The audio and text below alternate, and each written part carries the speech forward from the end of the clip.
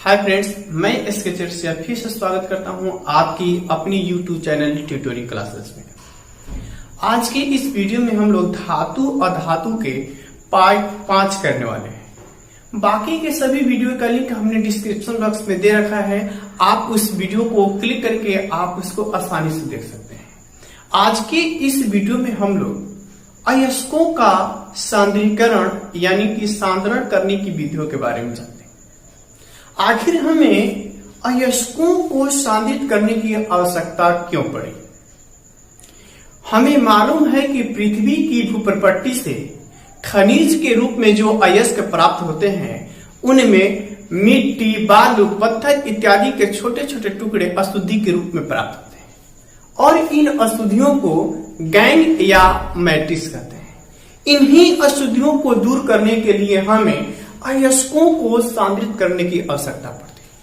क्यों?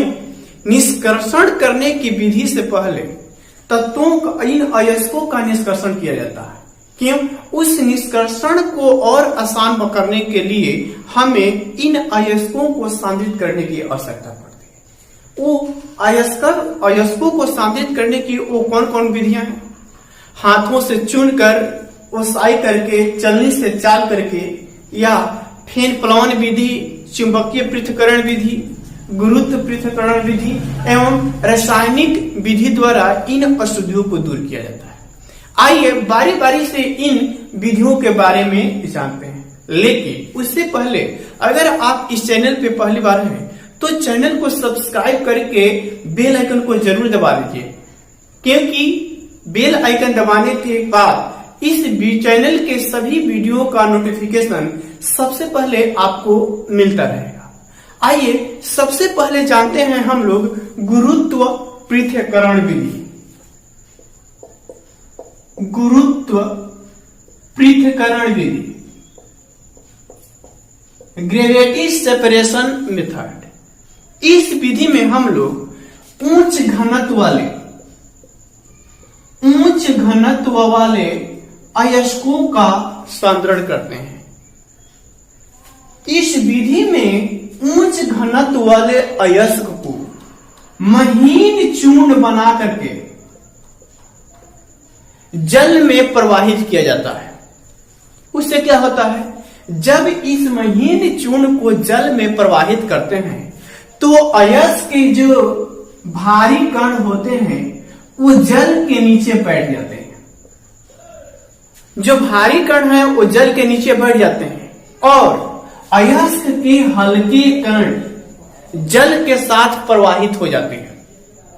इस प्रकार हमें अयस्क का सांद्रित अयस्क हमें प्राप्त हो जाता है। अगर आपको वीडियो अच्छी लगे तो प्लीज वीडियो को लाइक और शेयर जरूर कीजिएगा। आइए हम लोग दूसरी विधि के बारे में जानते हैं। हमारा दूसरा का सांद्रण विधि है फोर्थ फ्लोएशन मेथड, फेन प्लवन विधि। फेन प्लवन विधि द्वारा सल्फाइड अयस्क का सांद्रण किया जाता है। सल्फाइड अयस्क प्रश्न पूछा गया है। फेन प्लवन विधि में सांद्रित अयस्क होते हैं कौन? हाइलाइड अयस्क, कार्बोनेट अयस्क, ऑक्साइड अयस्क या सल्फाइड अयस्क। तो इसका आंसर होगा सल्फाइड अयस्क, यानी फेन प्लवन विधि में सल्फाइड अयस्क का सांद्रण किया जाता है। क्यों? यह जो विधि है, सल्फाइड अयस्क के जो कण होते हैं वो आसानी के साथ तेल के साथ और जो अशुद्धियां होती हैं वो जल के साथ आसानी से गीले हो जाते हैं। अब इसका सांद्रण कैसे किया जाता है? सर्वप्रथम सल्फाइड अयस्क को महीन चूर्ण बनाया जाता है, यानी उसको पीस करके महीन चूर्ण बनाया जाता है। अब उस महीन चूर्ण को पानी से भरे टैंक में डाल दिया जाता है। अब उसके पास चाहे तारपीन का तेल या पाइन का तेल उसमें डाल दिया जाता है। ऐसा करने से सल्फाइड अयस्क के जो चूर्ण होंगे वो तारपीन के तेल या पाइन के तेल से गीले हो जाएंगे और जो उनमें मौजूद अशुद्धियां होंगी वो जल के साथ गीले हो जाएंगे। और इसमें हवा के झोंका द्वारा झाग पैदा किया जाता है। हवा के झोंका द्वारा झाग पैदा किया जाता है। अब इस झाग पैदा करने से जो सल्फाइड अयस्क के जो चूर्ण होते हैं उस झाग के साथ ऊपर आ जाते हैं। बाकी अशुद्धियां गीले होकर नीचे बैठी रहती हैं, जो इस गैंग नल द्वारा, मतलब जो नल लगा रहता है उससे बाहर निकल जाते हैं। अब झाग द्वारा प्राप्त अयस्क को शुद्ध सुखा करके शुद्ध अयस्क हमें प्राप्त कर लिया जाता है। View of examination, this method is very very important. एक बार फिर बता दें, इस विधि में हम लोग सल्फाइड अयस्क का सांद्रण करते हैं। यह विधि तारपीन के तेल या पाइन के तेल और जल पे आधारित ऐसी एक विधि है जो अयस्क के चूर्ण तेल के साथ और अशुद्धियां पानी के साथ आसानी से गीली हो जाती हैं। आइए आगे हम लोग अगला सांद्रण की विधि चुंबकीय विधि का प्रयोग करते हैं। अगला है हमारा चुंबकीय पृथक्करण विधि, मैग्नेटिक सेपरेशन मेथड। जैसा कि नाम से है, इस विधि में हम लोग चुंबकीय अयस्क का सांद्रण करते हैं, अलग करते हैं। इस विधि में हम लोग चुंबकीय अयस्क को महीन चूर्ण में पीस लेते हैं। उसको एक टिप द्वारा, एक समोहक पट्टी, एक ऐसी पट्टी होती है जो ऐसे राउंडिंग करता है, यानी ध्रुवीय चुंबकीय रोलर पट्टी पर ऐसे जाता है, ऐसे मूव करते रहता है। यानी जो चुंबक, ये हमारा चुंबक युक्त रोलर है, यानी जो चुंबकीय अयस्क होगा इसके अट्रैक्शन से ये अलग सेपरेट हो जाएगा और अचुंबकीय अयस्क, यानी जिसे हम लोग अशुद्धि या गैंग कहते हैं, वो अलग होगा। इस विधि द्वारा हम लोग चुंबकीय अयस्क का सांद्रित करते हैं, उसको अलग करते हैं।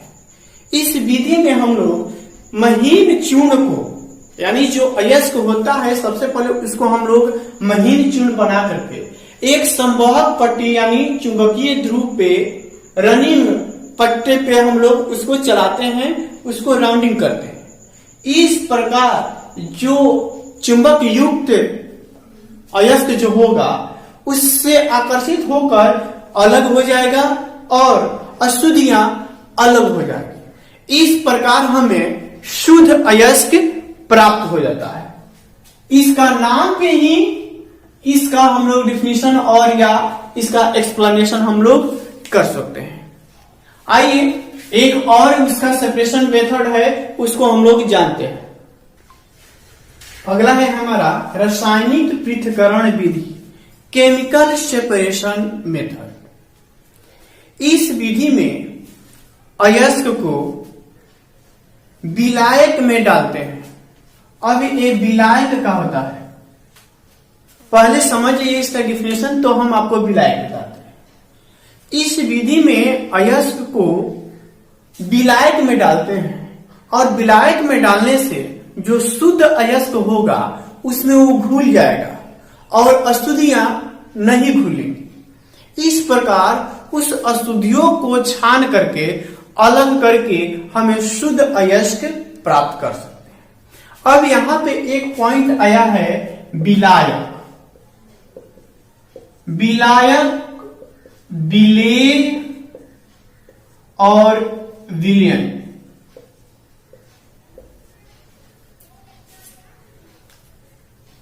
विलयन में विलेय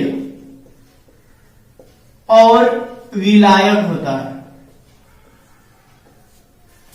यानी विलेय और विलायक से हमारा विलयन बनता है। जैसे एक टैंक में पानी में चीनी को डालते हैं, यानी चीनी हुआ हमारा विलेय, यानी जो बिला गया, घुल गया, तो वो हो गया चीनी विलेय। विलायक जिसमें घुल जाए, यानी चीनी जो है पानी में घुल गया इसलिए पानी विलायक हुआ। और चीनी और पानी के मिश्रण से जो तैयार हुआ वो हमारा विलयन कहलाएगा। अब इसमें एक और टॉपिक आ जाता है, सांद्रित अयस्क को ऑक्साइड में परिवर्तन। सांद्रित अयस्क को ऑक्साइड में परिवर्तन।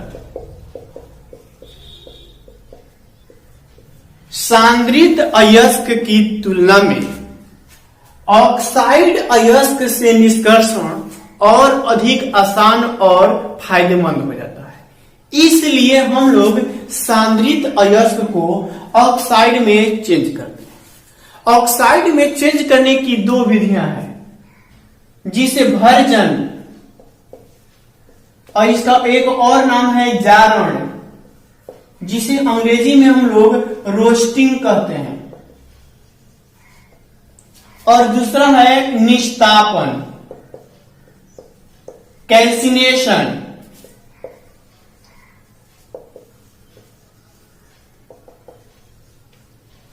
अब ये भर्जन क्या है? इस भर्जन में सल्फाइड अयस्क को ऑक्साइड में चेंज किया है। वायु की उपस्थिति में सल्फाइड अयस्क को ऑक्साइड में चेंज करने की क्रिया हमारा भर्जन कहलाती है। मान लेते हैं हमारा जिंक सल्फाइड है, अब वायु की उपस्थिति में इसको हम लोग गर्म कर रहे हैं। जिंक ऑक्साइड को, जिंक सल्फाइड को वायु की उपस्थिति में जब हम गर्म करते हैं तो हमारा जिंक ऑक्साइड बनेगा और सल्फर डाइऑक्साइड यानी धातु का ऑक्साइड। यह रिएक्शन हमारा संतुलित नहीं है। संतुलित करने का एक हमने स्पेशल वीडियो बनाया हुआ है, आप उसको देख सकते। निस्तापन में कार्बोनेट अयस्क को और ऑक्साइड अयस्क को अलग किया जाता है। इसमें वायु की सीमित मात्रा में कार्बोनेट अयस्क को ऑक्साइड में बदलने की क्रिया निस्तापन कहलाती है। जैसे कैल्शियम कार्बोनेट को वायु की उपस्थिति में जब गर्म करते हैं तो कैल्शियम ऑक्साइड और कार्बन डाइऑक्साइड बनता है। आइए, what is difference between roasting and calcination? Version और निस्तापन में क्या अंतर है उसको हम लोग देखते हैं। आइए जानते हैं भर्जन और निस्तापन में क्या अंतर है। हमने बताया था किसी भी दो कंपाउंड या दो वस्तुओं में अगर अंतर निकालने के लिए सबसे पहले उसका डिफिनीशन ही काफी होता है। तो इसका डिफिनीशन है, अयस्क को वायु की उपस्थिति में गर्म किया जाता है, यानी कि भर्जन में वायु की उपस्थिति में गर्म किया जाता है और वायु की सीमित मात्रा में मतलब कम मात्रा में गर्म किया जाता है। भर्जन जो है सल्फाइड अयस्क के लिए होता है और निस्तापन जो होता है कार्बोनेट अयस्क के लिए होता है। अब भर्जन में निस्तापन से अधिक ताप की आवश्यकता पड़ती है, यानी जितना टेम्परेचर पे निस्तापन होता है उससे अधिक टेम्परेचर में भर्जन की क्रिया होती है। और भर्जन में जितना टेम्परेचर की होता है उससे कम टेम्परेचर में हमारा निस्तापन की क्रिया होती है। इसलिए निस्तापन से अधिक ताप की आवश्यकता भर्जन में और भर्जन से कम ताप की आवश्यकता निस्तापन में। हम अपने अगले वीडियो में सक्रियता श्रेणी में आने वाले तत्वों के निष्कर्षण के बारे में जानते हैं। वो भी 3 प्रकार से, अधिक क्रियाशील वाले के लिए अलग, कम क्रियाशील के लिए अलग और मध्यम क्रियाशील के लिए अलग। आपको वीडियो कैसा लगा हमें कमेंट करके जरूर बताइएगा। फिर से बता देते हैं, अगर आप इस चैनल पे पहली बार हैं तो चैनल को सब्सक्राइब जरूर कीजिए। धन्यवाद।